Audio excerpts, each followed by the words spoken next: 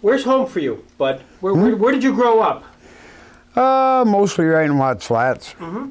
Before that, Shrewsbury, Guernsey Hollow, Wheeler Hill, Robin Hill, up in the wilderness. Right. And Dad bought a farm in Panama, and that's where I finished my growing up and went to school. So you went to school in Panama? Yeah. Graduated from Panama? No, I quituated. Okay. Yeah, with pretty high honors, though. Oh. How did Bud Van Tassell get interested in racing? I wanted to get out and go to work and get rich, and I was half right. So I don't know. The track was running for probably 3 years anyway before I started. The neighborhood guys talked me into it. Is that right? Yeah, that's just what happened. So how did you find your first car? Did you have something on the farm that you? No, I just went out and bought an old hunk of junk, put it together, and raced it. What kind of hunk of junk did you buy? It was a Chevy. Chevy. What year? Do you remember? Well, the first one was about a 46, I think. And I don't know, I went through 2-3 cars the first year, and then I got a 37 Chevy, and that seemed to hold together a whole lot better. What did you have to do to sort of get it track ready? The track up there? No, I would forget your car so that it was ready for a racetrack. Chopped the fenders off, put roll bars in it. We was all backyard mechanics, you know. Right. So. Did you have to, for my safety, did you have safety belts? Did you have? Yeah, we had seat belt. Yeah, did you? So the first time you go up, of course, you probably watched the races before you actually raced there. So you'd actually gone there a couple of years to just watch the. No. No. So the first time you were there, or you just took your car out on the racetrack. Yeah. What did you think when you went around that racetrack for the first time? I thought it was a hell of a lot of fun. That's just what it was, too. Yeah. Now, this would have been what year? 1958, do you recall? It started in 56. Yeah, it was probably 58 then. Who was running it at the time? Don McNabb. Don McNabb.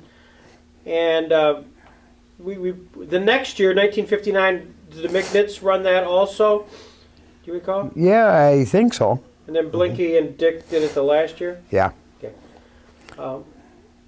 So tell me about a normal day for you. Sunday morning, you get the car.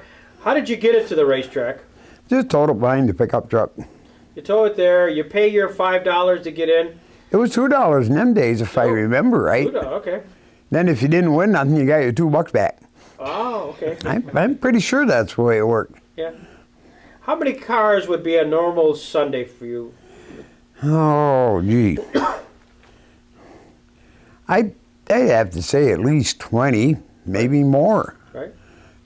And what would be a normal event? Were there heats, semis, and then the final? How would that work? Do you remember? Well, they had 3 heat races, consolation, semi-final, and a feature. Okay. About how long was a typical Sunday afternoon? The races started at what, 2:30, maybe? I probably, yeah. And it lasted approximately? Till everybody went home, pretty much, you know. I don't know, this was 40 years ago. It's kind of hard to remember. Try 50 years ago. Well, I'm trying to figure out, Bud, was it a pretty tightly run program, or was it kind of loosely run? And no, I think they run it pretty good, but you know, us guys that drove, we was all neighborhood guys pretty much. Heck, we was all friends, so we'd stand there and shoot the breeze for an hour afterwards. Was there a starter? Was there a gentleman down there on the track as a starter? Oh yeah, we had a flagman. Yeah, that's what I mean, a flagman. Yes, sir. He stood where? Just right about center in front of the crowd, right down beside the track. And did he stand on the inside of the track or toward the outside? Outside. Toward the outside? Yeah. Okay. He wasn't elevated on a platform or anything? No. And he probably weighed about 360 pounds and was as strong as a good-sized workhorse in good condition. So nobody gave him any problems. You remember his name? Sure, Leo Yeager. So Leo was the flag? He was the Yes, he was. When he wasn't going through the racing? wall. No. Do you remember Leo going through that wall of flames? Yeah. Yep. Describe it. Bud did one version. What's your version? Well, they had the thing built there and board and just dunked gas on it, set it on fire, and he just straddled the hood of a car and kersmoosh right through it. Did you ever have the itch to try that? No, Leo had a harder head than I got. Way harder, I think. I'm just trying to think what. This guy was this Leo's a jack of all trades. Gee, I know. Flagman, racer, stunt driver. Yeah, he pretty much was. In addition, we talked about some of the other special events there were. Do you remember when Red McNitt would roll his car over? Were you there at that time? Was that? Yeah. Somebody else did too, but I can't remember who it was. Okay. Just try to roll it over, run it up beside the bank. And Yeah. So the idea they'd come out of like turn 4 and then go up on that bank, is that how that would work? yeah, just run the car right up beside the bank until she flopped. But Yeah. Did you have an itch to do that? no, I did enough of that right on the racetrack.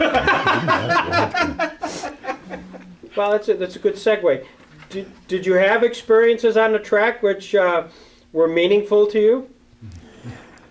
Well, I guess it pretty much all was because it was just so darn much fun, Yeah. Did you ever get hurt? Nah, I cut my finger cleaning off the windshield once. Band-Aid took care of that. So this is while you're driving. No, No. never got hurt. Okay.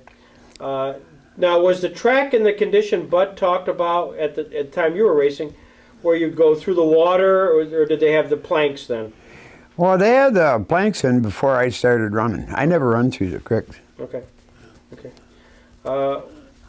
What kind of success did you have? Kind of what? Success. About average, I guess. Yeah. Who were the big racers when you were racing at that time? The guys that. I'd have to say Johnny Whitehead, Yeah. Stan Stevens, Mm-hmm.